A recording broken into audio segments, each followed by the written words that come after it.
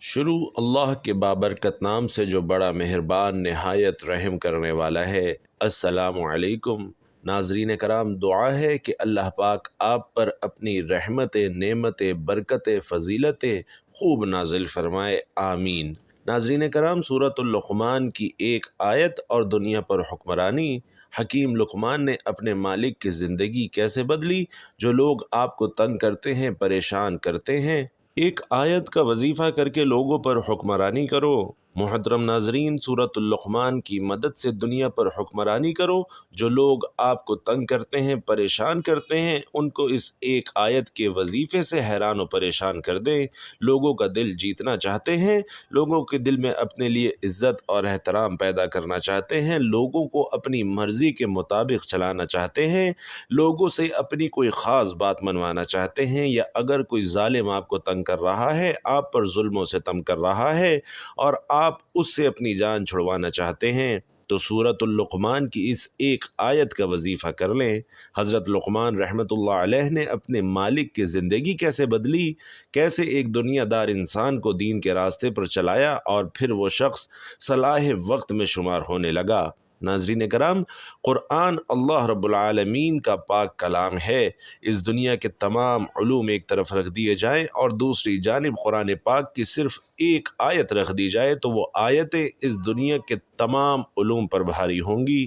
یہی وجہ ہے کہ ہمارے پیارے نبی رحمت دو عالم صلی اللہ علیہ وسلم نے قرآن سیکھنے اور اسے دوسروں کو سکھانے پر بہت زور دیا ہے۔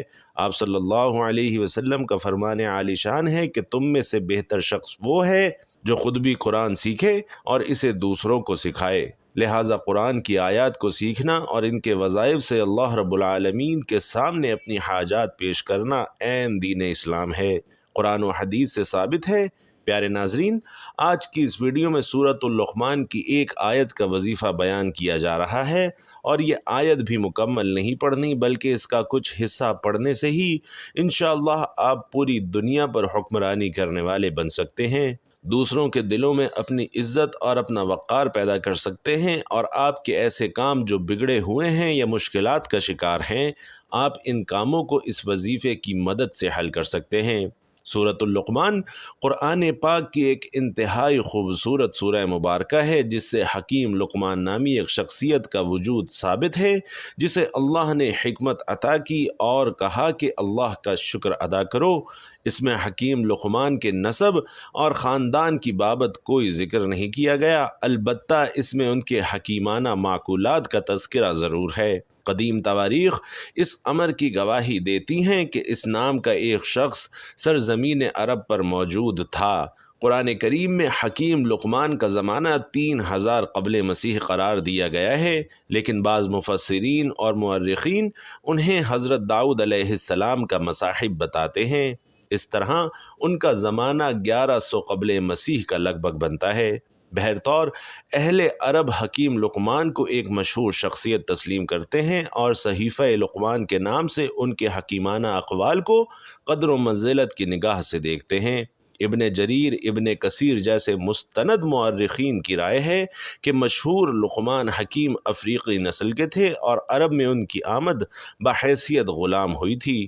ابن کثیر کے بقول لقمان نبی نہیں تھے اور نہ ان پر وحی نازل ہوئی۔ قرآن مجید کی کسی صورت میں بھی ایسا کوئی اشارہ موجود نہیں جو لقمان کے نبی یا رسول ہونے پر دلالت کرتا ہو۔ البتہ حضرت ابن عباس کا یہ قول نقل ہے کہ وہ نبی تھے مگر رسول نہیں تھے۔ حکیم لقمان کی دانائی ضرب المثل ہے۔ کہتے ہیں کہ ایک مرتبہ وہ کہیں جا رہے تھے کہ سڑک کے کنارے ایک مسافر کو بیٹھے دیکھا۔ مسافر نے حکیم لقمان کو آتے دیکھا تو دریافت کیا کہ کیوں جناب، کیا آپ بتا سکتے ہیں کہ میں یہاں سے شہر کتنی دیر میں پہنچ جاؤں گا؟ ناظرین، حکیم لقمان نے مختصر سا جواب دیا کہ اپنی راہ لو۔ مسافر نے دوبارہ عرض کیا، جناب والا، آپ نے شاید میرا سوال نہیں سنا، میں تھکا ماندہ مسافر ہوں اور یہ پوچھ رہا ہوں کہ یہاں سے شہر کتنی دور ہے اور میں وہاں کتنی دیر میں پہنچ جاؤں گا؟ حکیم لقمان نے پھر وہی جواب دیا کہ میاں کہہ تو رہا ہوں اپنی راہ لو۔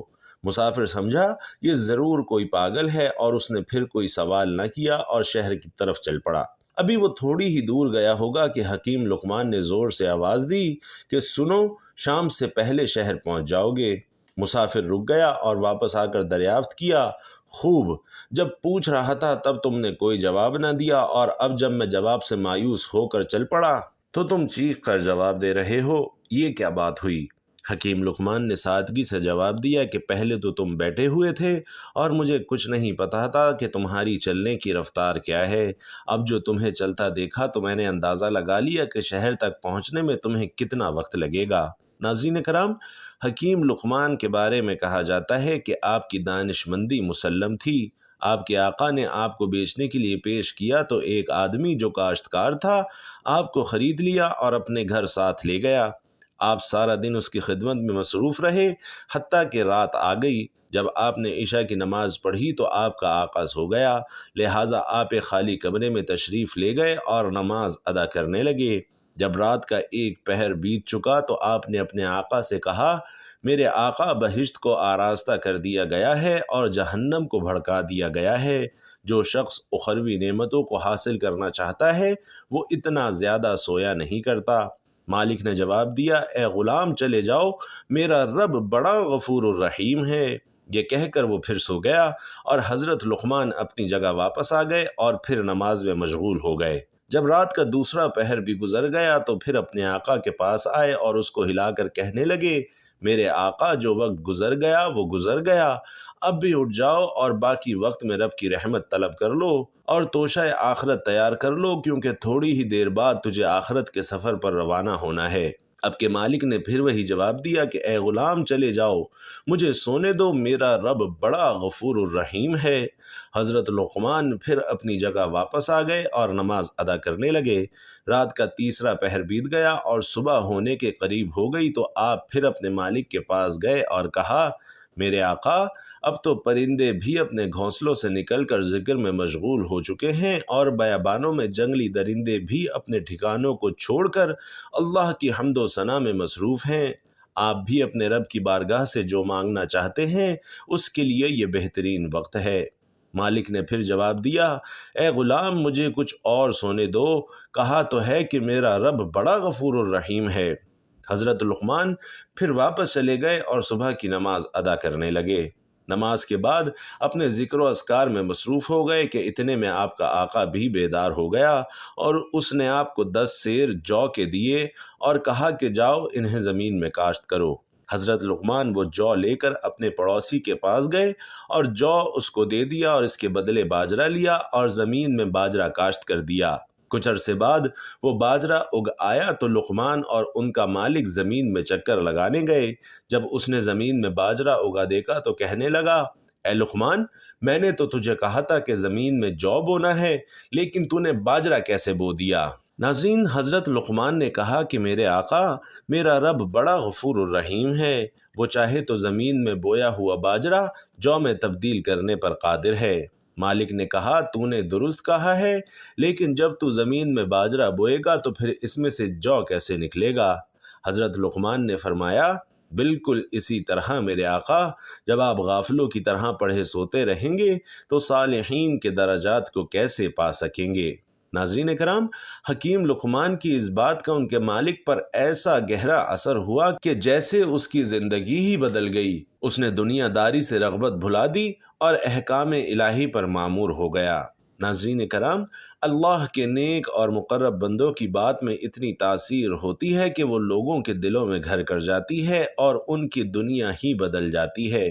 پیارے ناظرین، اس واقعے میں ہم سب کے لیے بہت بڑی نصیحت ہے کہ جو لوگ اپنی نمازوں کو قضا کرتے ہیں اور اللہ رب العالمین سے اپنا تعلق قائم نہیں کرتے تو پھر وہ اللہ کے معزز اور مقرب بندوں میں کیسے شامل ہو سکتے ہیں؟ لہٰذا اللہ رب العالمین سے اپنا تعلق مضبوط کرنے کے لیے نماز اور تلاوت قرآن پاک کی رسی کو مضبوطی سے تھام لینا چاہیے۔ محترم ناظرین، وہ بندہ پوری دنیا پر حکومت کرتا ہے جو قرآن کریم کی یہ آیت پڑھتا ہے، اس آیت سے دنیا پر حکومت کرو۔ ناظرین، یہ قرآن کی وہ آیتیں ہیں کہ جو بندہ اس آیت کو روزانہ پڑھنے کا معمول بنا لے تو انشاءاللہ اللہ پاک لوگوں کے دلوں میں اس کے لیے محبت ڈال دے گا۔ اللہ اس بندے کو لوگوں میں مقبول کر دے گا اور یہ آیت پڑھنے والا جو چاہے گا انشاءاللہ وہ پائے گا۔ اس آیت کو پڑھنے سے، اس کی برکت سے اللہ پاک دنیا کی ہر چیز اس کے قدموں میں رکھ دے گا، تو انشاءاللہ وہ بندہ دنیا پر حکومت کرے گا۔ یعنی جو بندہ اس آیت کو پڑھتا ہے، ہر کوئی اس کی بات ماننے لگتا ہے، ہر کوئی اس کی بات سننے لگتا ہے، لوگوں کے دلوں میں اس کے لیے ہیبت اور محبت پیدا ہو جاتی ہے، عزت پیدا ہو جاتی ہے، اور لوگوں کے دلوں میں اس کا رعب اور دبدبہ پیدا ہو جاتا ہے۔ بھائیوں اور بہنوں، ہر دور کا انسان اپنی زندگی میں عزت، شہرت اور دولت میں کامیابی حاصل کرنے کا خواہش مند رہتا ہے، اور یہی اس کی فطرت اور اس کی شخصی نفسیات کا حصہ ہے۔ ماہرین نفسیات کا کہنا ہے کہ انسان کی طبیعت اور مزاج سب انسانوں سے قدرے مختلف ہوتی ہے۔ کوئی عزت کا متلاشی ہے، کوئی شہرت کی حسرت دل میں لیے زندگی کا ہم سفر رہتا ہے، اور کچھ ایسے بھی ہیں جنہیں نہ اپنی عزت کی پرواہ ہے نہ شہرت کی پرواہ ہے، وہ صرف اور صرف دولت سمیٹنے میں اپنی زندگی وقف کر دیتے ہیں، اور یوں ان کا کہنا ہے کہ دولت ہی معاشرے میں عزت اور شہرت کا باعث ہے۔ دولت کے حصول کے لیے وہ ہمیشہ شارٹ کٹ اور خطرات مول لینے میں بھی آر محسوس نہیں کرتے، اور ان کا یہ شوق جنون کی بلندیوں کو چھونے لگتا ہے۔ مانا کہ پیسہ ہر دور کی بنیادی ضرورت رہی ہے، مادیت پرستی کے اس دور میں اب ہر شخص پیسے کے پیچھے بھاگ رہا ہے، جائز ناجائز کا فرق ختم ہو چکا ہے۔ اب ہر مشکل چیز روپے پیسے کے بلبوتے پر بآسانی حاصل کی جا سکتی ہے۔ ملک میں صنعتوں کا جال بچھانے کی کیا ضرورت ہے؟ صنعتوں کا جال بچھے گا، لوگوں کو محنت کرنی پڑے گی، ترقی یافتہ دنیا ہماری طاقت اور صلاحیتوں کو مفروض کرنے کے در پہ ہے، اور وہ اس لیے کہ اگر ہم ترقیوں کی بلندیوں تک پہنچ گئے تو انہیں اپنی سلامتی کا خطرہ پڑ جائے گا۔ فلاحی کاموں میں لوگ بڑھ چڑھ کر حصہ لے رہے ہیں، لیکن اس کے باوجود شہر کا کوئی حصہ ایسا نہیں ملے گا جہاں کاروباری گداگر موجود نہ ہوں، اور کیوں نہ ہوں، ان کی راہگیر حصول ثواب کے لیے 10 روپے کی رقم بطور ہدیہ دیتے ہیں، اور یوں ان کی روزانہ ہزاروں روپے کی دہاڑی لگ جاتی ہے۔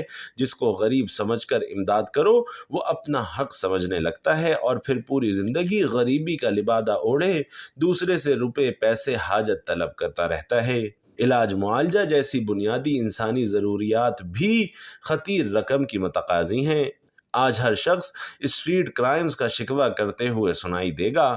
جب معاشرے میں دولت کی تقسیم غیر منصفانہ ہو جائے اور بنیادی حقوق سے محرومی ہو جائے، کسی کو انصاف نہ ملے، تو معاشرے میں ناانصافی، وراثت میں خرد برد، قتل و غارت گری، ڈکیتی، اشیاء خوردنی میں ملاوٹ، ناجائز منافع خوری جیسے عوامل جنم لینے لگتے ہیں، جو تمام کے تمام اسی ناجائز دولت کے حصول کا سب سے بڑا ذریعہ ہیں۔ ایک زمانہ تھا جب دولت کی حوث کا نام و نشان تک نہ تھا، لوگ اپنی طرف سے متوجہ رہتے تھے، اور یہی وجہ تھی کہ ان کے کام کا ایک معیار تھا، وہ عزت کے ساتھ شہرت کے بھی حقدار ٹھہرائے جاتے تھے۔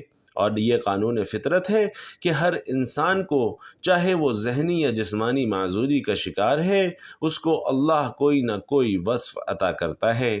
اب سوال یہ ہے کہ خدا داد صلاحیتوں کے طفیل انسان اس وصف کو کس انداز میں استعمال کرتا ہے۔ کسی دانا کا مشہور قول ہے کہ محنت میں عظمت ہے۔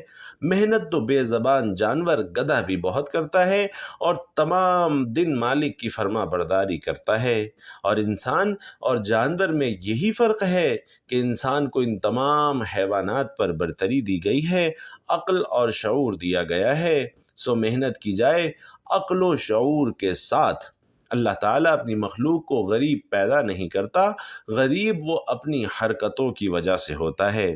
پیارے ناظرین، ہمارے بہت سے ایسے بھائی بہنیں ہیں جن کو اپنی زندگی میں بہت ساری مشکلات کا سامنا رہتا ہے۔ کاروباری لوگ تنگ اور پریشان کرتے ہیں، گھریلو پریشانیاں ہیں، ساس سسر کی پریشانی ہے، یا ایسے حاسدین زندگی میں موجود ہیں جو آپ کے ہر کام میں رکاوٹ ڈال دیتے ہیں۔ الغرض دوسرے لوگوں سے کسی بھی قسم کی پریشانی ہے تو اس کے حل کے لیے سورۃ اللقمان کی آیت نمبر 20 کے ایک حصے کی تلاوت کرنے سے وہ پریشانی حل ہو جاتی ہے۔ اس وظیفے کا مکمل طریقہ یہ ہے کہ سب سے پہلے باوضو حالت میں 3 مرتبہ درود ابراہیمی پڑھ لیں، اور درود ابراہیمی پڑھنے کے بعد سورۃ اللقمان کی آیت نمبر 20 کا یہ حصہ پڑھیں، جو کہ یہ ہے: ان اللہ سخر لکم ما فی السماوات وما فی الارض۔ ناظرین، آیت نمبر 20 کا یہ حصہ پھر سماعت فرما لیجئے۔ ان اللہ سخر لکم ما فی السماوات وما فی الارض، اور اس کا ترجمہ یہ ہے کہ بے شک اللہ نے جو کچھ آسمانوں میں ہے اور جو کچھ زمین پر ہے سب کو تمہارے تابع کر دیا ہے۔ ناظرین کرام، آیت کے اس حصے کو آپ نے 41 مرتبہ پڑھ لینا ہے اور اس کے بعد پھر سے 3 بار درود ابراہیمی پڑھ کر اپنے ہاتھوں پر پھونک مار کر اپنے چہرے اور سر پر پھیر لیں۔ ہاتھوں کے ساتھ ساتھ اپنے پورے جسم پر پھونک مار لیں اور اس کے ساتھ ہی پانی پر دم کر کے وہ پانی پی بھی لیں۔ یہ عمل کم از کم 7 دن لگاتار کریں، اور اگر اسے اپنے ہر روز کا معمول بنا لیں تو ناظرین کرام یہ بہت ہی زبردست عمل ہے، مختصر سا عمل ہے، آپ کسی بھی نماز کے بعد کر سکتے ہیں۔ جیسے جیسے آپ یہ عمل کریں گے آپ خود دیکھیں گے کہ کس طرح سے لوگ آپ کو عزت اور احترام دینا شروع ہو گئے ہیں۔ وہی لوگ جو آپ سے حسد کرتے تھے اور آپ کو دیکھ کر منہ چڑھاتے تھے، خواہ وہ کوئی قریبی رشتہ دار ہو، کوئی کاروباری افراد ہوں، کوئی شریک والے رشتہ دار ہوں یا کوئی کاروباری شراکت دار ہوں، چند ہی دنوں کے عمل سے انشاءاللہ وہ آپ کو خصوصی توجہ دینے لگیں گے، آپ کی گفتگو سننے لگیں گے اور آپ کی ہر بات انشاءاللہ تسلیم کرنے لگیں گے۔ الغرض جس شخص سے جو بھی کام لینا چاہیں گے وہ خوشی خوشی آپ کی ہر بات ماننے کے لیے تیار ہو جائے گا۔ جان لیجئے ناظرین کہ یہ عمل معمولی ہرگز نہیں ہے، کلام پاک سے لیا گیا مجرب اور خاص الخاص عمل ہے۔ اس عمل کو ہرگز معمولی نہ سمجھیے گا اور خاص توجہ اور یقین کے ساتھ اس عمل کو کیجیے گا۔ انشاءاللہ دیکھتے ہی دیکھتے آپ کے حالات بدلنے لگیں گے، تمام بگڑے کام اللہ کی رضا سے حل ہونے لگیں گے۔ دنیا کی تمام ترقی محض محنت ہی کا نتیجہ ہے۔ بہت سے لوگ اپنا وقت فضول کاموں میں ضائع کرتے ہیں، غیر ضروری مصروفیات میں زندگی گزارتے ہیں، لیکن دولت حاصل کرنے کے لیے محنت یعنی انت تک محنت نہیں کر سکتے، دوسروں کے آزمودہ طریقوں سے استفادہ نہیں کر سکتے، ان کے نقش قدم پر چل نہیں سکتے، وہ قناعت پسندی کے فریب میں ساری زندگی گزار دیتے ہیں۔ ان کی مثال اس مینڈک جیسی ہے جو یہ سمجھتا ہے کہ کنویں سے باہر سمندر نام کی کوئی شے ہی نہیں ہے۔ قناعت پسندی اپنے اصلی معنوں میں ایک سکون بخش رویہ ہے، لوگ اس کے معنی نہیں سمجھتے۔ قناعت پسندی محنت کی مخالف نہیں ہے اور نہ ہی محنت کی ضد ہے۔